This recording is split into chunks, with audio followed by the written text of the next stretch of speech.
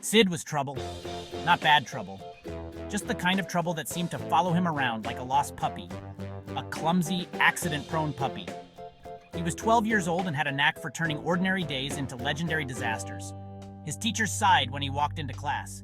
His parents just shook their heads. Sid meant well, he really did. But somehow, things always went wrong. One time, Sid tried to make breakfast in bed for his mom. He thought it would be a nice surprise. He tripped on the rug.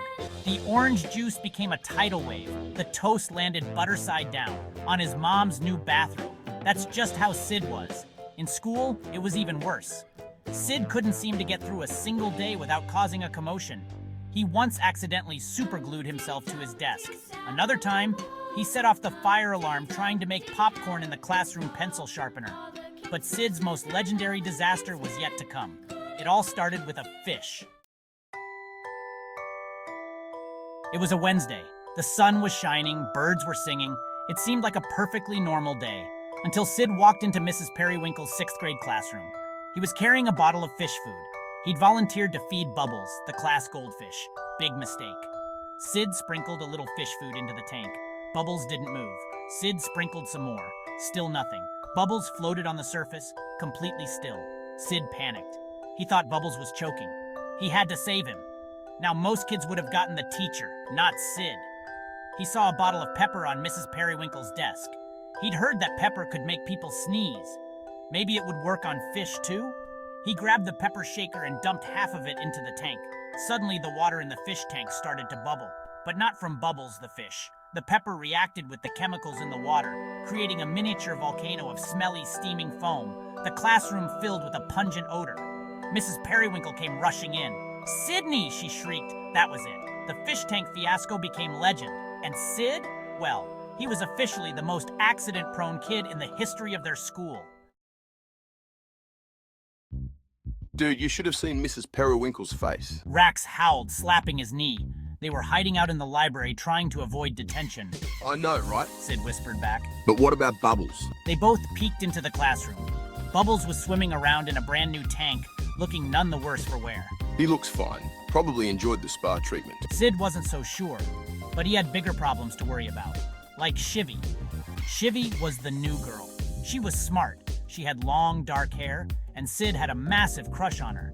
He was always trying to find ways to impress her, but as usual, his plans backfired, spectacularly.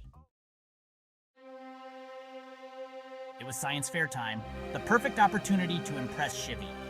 Sid decided to create a volcano, a real one, not a baking soda and vinegar volcano like everyone else.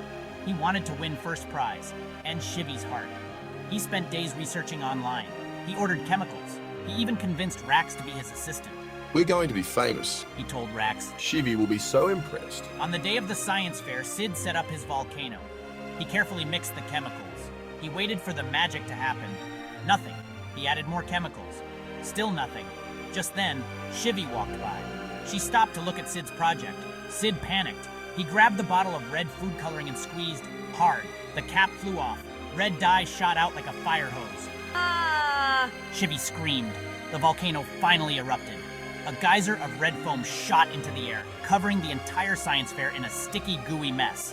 Sid didn't win first prize, or second, or third. He did, however, win a week's worth of detention, and a lifetime supply of embarrassment. The school cafeteria was a place of wonder and horror. Wonder because they sometimes served pizza. Horror because it was always crowded and chaotic. And it was the setting for Sid's next grand disaster. It was Chocolate Milk Day, a day celebrated by every kid in school, except for Sid, because Chocolate Milk Day was also the day that Sid became infamous for the Great Chocolate Fiasco. It all started innocently enough. Sid, Rax, and Shivy were sitting at their usual table. Sid was trying to work up the courage to talk to Shivy. He'd even practiced his lines in the mirror that morning. "Hi, Shivy. Nice weather we're having, huh?"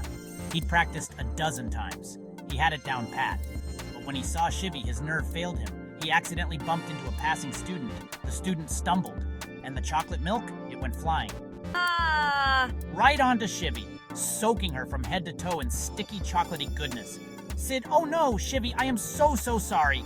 Shivy was not impressed. Sydney, Boomed a voice. It was Mr. Gupta, the school principal. He had a permanent frown and a voice that could curdle milk. The great chocolate fiasco had landed Sid in hot water. Again, S5. Media. Angry school principal, disciplinary conversation in school. My office, now.